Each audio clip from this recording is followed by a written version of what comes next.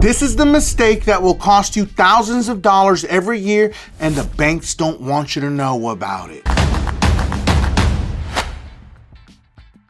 If you're chasing credit card bonuses, you're already playing the game wrong, because the real perks, the ones banks never highlight, aren't earned when you open the card, they're unlocked after you already have it. Free hotel nights, elite airline status, and companion tickets. I'm gonna be honest with you, the companion ticket is hands down my favorite perk of all, because my wife gets to travel with me for free first class. And here's the most uncomfortable truth. Most people hit massive spend thresholds every year and get nothing for it. Today, I'm exposing exactly how high spend credit card perks really work, which ones are actually worth chasing, and which ones are straight up traps, and how to reroute your spending so you stop leaving value on the table. And make sure that you stay to the end, because I'll show you the single biggest mistake people make in December that quietly destroys an entire year of progress. And it's important. Yes, you're gonna say, well, December's already gone. Well, I wanna prepare you so you don't make that mistake moving into the actual end of the new year. But here's the big lie about credit cards. Most people think credit cards are about a bonus. Open a card, hit the minimum spend, get the points. But the banks care far more about what happens after that. Because you have to understand that they don't make money on bonuses. They make money on long-term spend behavior. That's why the most valuable perks are hidden behind calendar year thresholds, elite status ladders,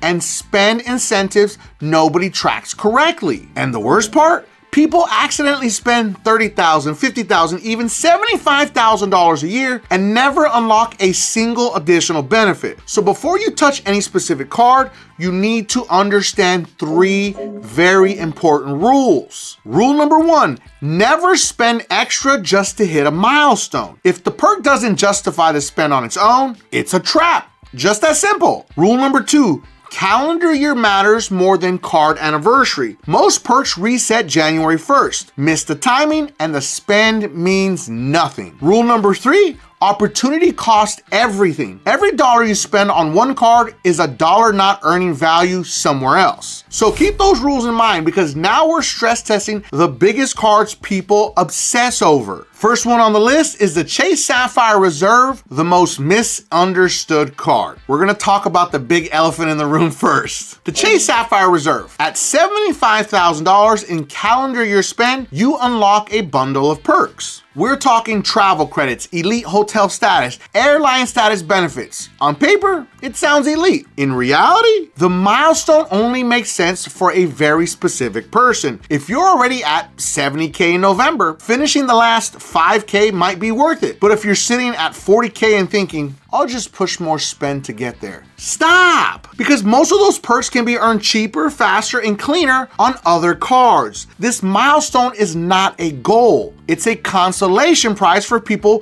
who already spend heavy. And of course, let's not forget the business version. The business version raises the bar even higher. Now you're talking 6-figure spend just to unlock similar perks. Yes, businesses spend more, of course, but that doesn't mean they should spend inefficiently. If your business naturally runs high ad spend, inventory costs, or vendor payments, fine. If not, you're better off reallocating that spend elsewhere. Now, this is where things start getting interesting. Hyatt, where spend actually matters, because Hyatt is one of the few hotel programs where elite status actually matters, upgrades are real, and points retain strong value. On the personal Hyatt card, we're talking about $15,000 worth of spend equals a free night, and of course, capped categories. And don't forget, elite nights earned through spend. This only works if you're already close. Chasing it blindly? Not worth it. But the business Hyatt card is different. Spend earns elite night credits faster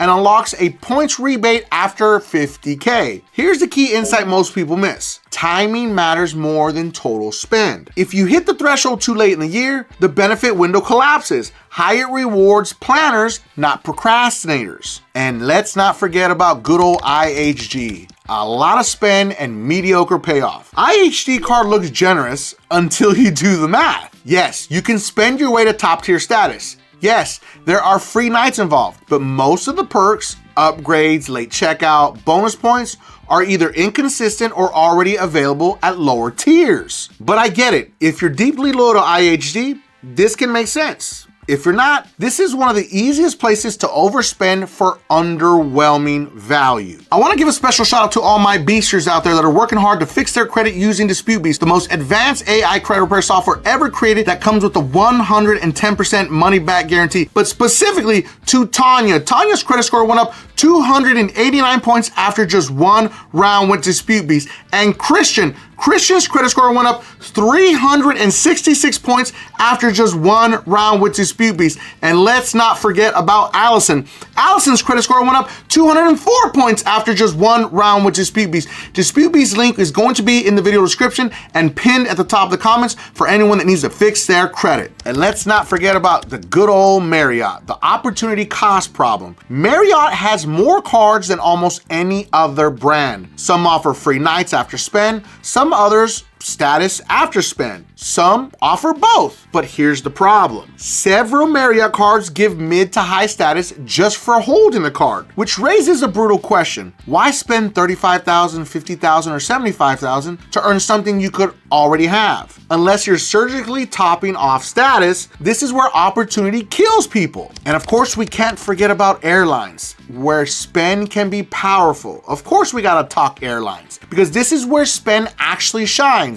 Airline cards are different. Here, spend directly contributes to elite status, unlocks upgrades, stacks with actual flying. Southwest card lets you earn status through spend, but efficiency matters. Now, United is where things get serious. Higher tier cards earn elite qualifying points faster, unlock lounge access, and offer upgrade instruments.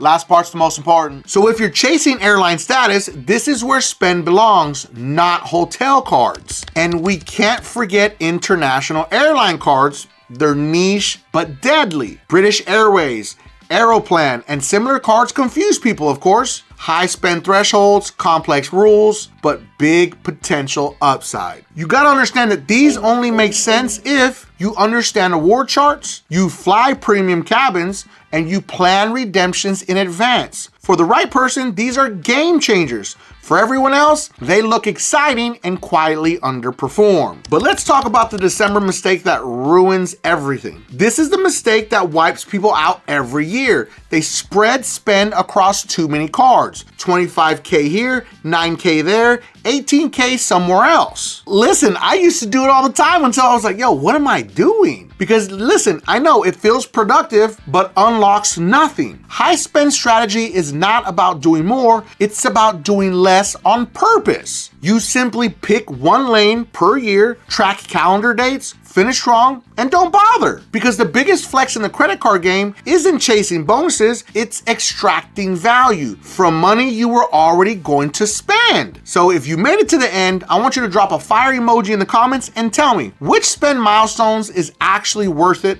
and which one feels like a complete scam. I'm dying to hear your opinions on this. And if you have any collections, charge-offs, or negative items that you need to delete from your credit reports, make sure to watch this video right here because it's gonna show you how AI will do all the work for you, mail your letters, and it comes with the 110% money back guarantee. And if you felt that I brought you some value in this video, make sure that you don't forget and subscribe to increase your credit score.